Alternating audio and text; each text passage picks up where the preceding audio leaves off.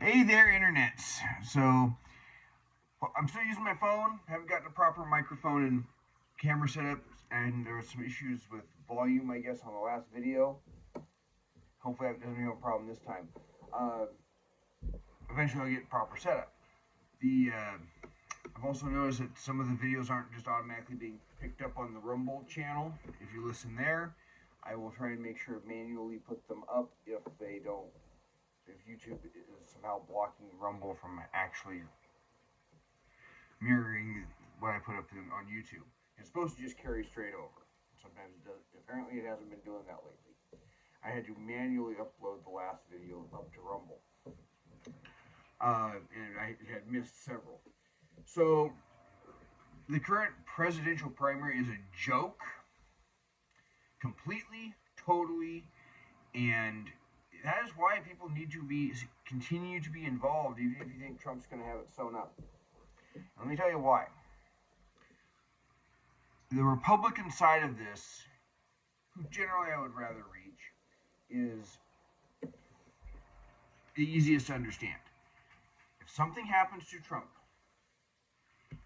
uh, God forbid that somebody assassinates him, because I wish that on nobody. If he's a junk food junkie, and he's 76 years old, if nature goes wrong on people, and I hope that doesn't happen to him or his family. Uh, if the Supreme Court, shockingly, at this point, upholds the Colorado decision and they kick him off the ballot in all the states and say he can't run for president, we got to have a backup plan. I was for Ramaswamy in part because of Trump's age. I think that was why I went for Ramaswamy on caucus day. Nikki Haley, I at this point, as far as getting the nomination outright, she's delusional. At this point, it should be obvious that if you're running it, you're delusional. There's only one way Nikki Haley gets it, and that is Trump is not going to be the nominee for some other reason, and has to be decided at the convention after the fact. Now, why she didn't participate in the Nevada caucus, I don't know. She should have. Maybe I don't know the exact rules to that, because she participated in the primary and lost to none of these candidates and only got 30% compared to none of these candidates. So she's delusional to think that she's going to get it. And so, honestly, her supporters, and some of them are good people. There's one gal that came to our caucus. She was my brother's fifth grade teacher, and I happened to find out that she's a rare Republican teacher. She wanted Nikki Haley, but then said, I'd like to vote for Ramaswamy in about 10 years. I didn't realize how old she was, but I hope she's around for that. Well, there was nothing stopping her. There wasn't enough delegates. There were so many delegate positions open, she could go to convention if she wanted to. So who goes to your county convention, your state convention, and from there to the national convention? If a backup plan is needed, do you want the values of Donald Trump's supporters, or Ramaswamy's supporters, or Nikki Haley's supporters? Whose values do you want to have going and making that backup decision? But that's the only way I can see her even having a hope at the nomination. That's why on the Republican side, people do need to be involved and not just blow it off. Otherwise, if something happens to Trump, and you don't like Nikki Haley, you may be stuck with Nikki Haley. So that's the Republican side. It's a very short thing. I mean, I could almost make a short out of it. On the Democratic side, it is also completely a joke for other reasons. For one, Biden this week, the DOJ's special counsel, they issued a report saying we can't charge the guy because by the time we could charge him, he'd be this doddering old man that people would want to sympathize with. They talked about trying to interview him, and he couldn't remember when his son Bo died. You're not supposed to outlive your kids. You would think he would know that. You can't. He couldn't remember when his term as vice president began and then ended. He couldn't remember any of that. And then, of course, his handlers sent him out there on a without any prepared notes of who to call on, nothing. Sent him out there, and he complained that people asked, "Do you think it might have been that the people interviewing him over that documents issue said?" He said, "Well, I don't know. Do you remember? Well, when did your term as vice president start?" I don't know. 2007, 2009. When did it end? Was it 2013 or is it? When he was doing that, it's entirely possible someone said, "Mr. Vice President, what year did your son die?" And he couldn't remember. Now I can't remember exactly because I'm not in that family. I know his son died. I remember, because Republicans are this way, even when something bad happens to our opponents, we'll say kind words like we offer our condolences. So I did that online as admin on the Schedule Republican site. Just some kind words, without being a douche, which is you can't get from liberals do that all the time. I almost banned somebody once for when Margaret Thatcher died. Someone said, "Ding dong, the wicked witch." I just quietly deleted the comment. The guy was a socialist, but he couldn't remember that. And the problem for the Democrats is that they're too late for anyone to seriously step up and challenge who would have a chance of winning, because RFK wouldn't. Marianne Williamson wouldn't be able to win that in a contested primary, especially. And recently, James O'Keefe, this is how bad this administration is to thinking about this. There's other people working in cybersecurity with nothing more than a set of glasses doing this. James O'Keefe, I'm a guy, that's not James O'Keefe. Sorry, Clark Kent and Superman goes on a date with a guy. So the guy's gay, and that's okay, fine. And the guy's talking about how Biden's a doddering old man, he's senile, and nobody wants Kamala Harris anywhere near it. And I read an article today, a couple of articles today, about one is Democrats have a Kamala Harris problem. Nobody wants to say, get her off the ticket. Her speeches are talked about word salads, and it's like, that's a generous description at this time. And it's like, I think grade schoolers, younger grade schoolers, can be more articulate than Kamala Harris. And but they can't say, you need to get off there, because the Democrats are obsessed about race. Yet, on the Republican side, at least when they say the Republicans are a cult, really? Because we had multiple people stand up and want to challenge Donald Trump. We're not obsessed with white guys because some of the challengers were people that were not white. Some of them, at least one of them, was a woman.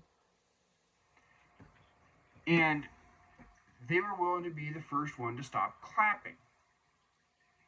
And in 4 years, even if there's harsh feelings now or harsh opinions now, I have no doubt that when Trump is not on the ballot in 2028, for whatever reason, whether it's because he's term limited or he's just, everyone's like, okay, dude, you're too old. Some of the people being harsh toward DeSantis or toward Ramaswamy or someone else are going to be full back in it and accepting those people, because all new alliances will happen.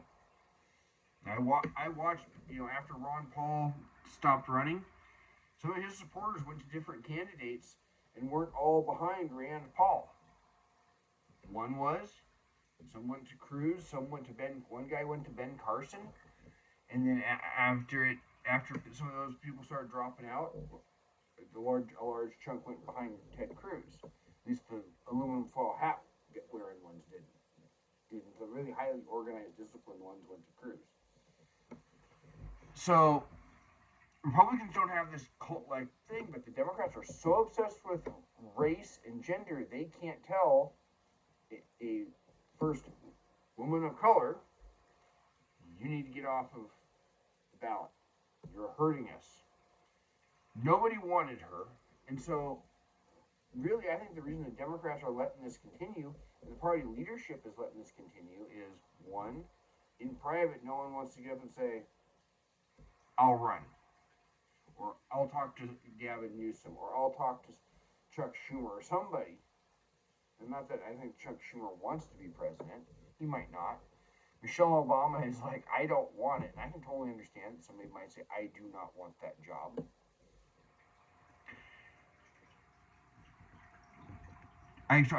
So the Democrats have this problem of nobody's willing to be the one that stops clapping because it's kind of like, there's a story that back in this time in the Soviet Union during the time when Stalin was in charge, he went to make a speech in front of the legislature that was a rubber stamp. Stalin comes in, and everyone stands up, starts clapping. They're clapping.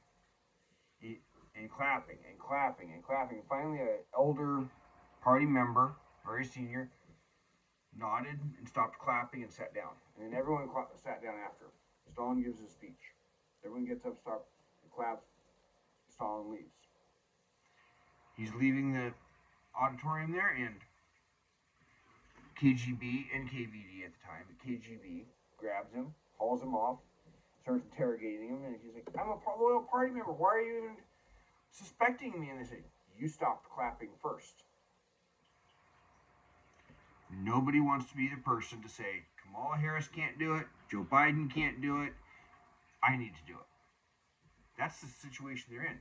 I think the party leaders want it that way right now because if Joe Biden doesn't get out now, and he waits till August or September, and they can convince Kamala Harris to not run, they can just plunk in who they want, which could be good or bad for them. But it is a complete joke, and their leadership will be in charge. So, on to back to the Republican side of this.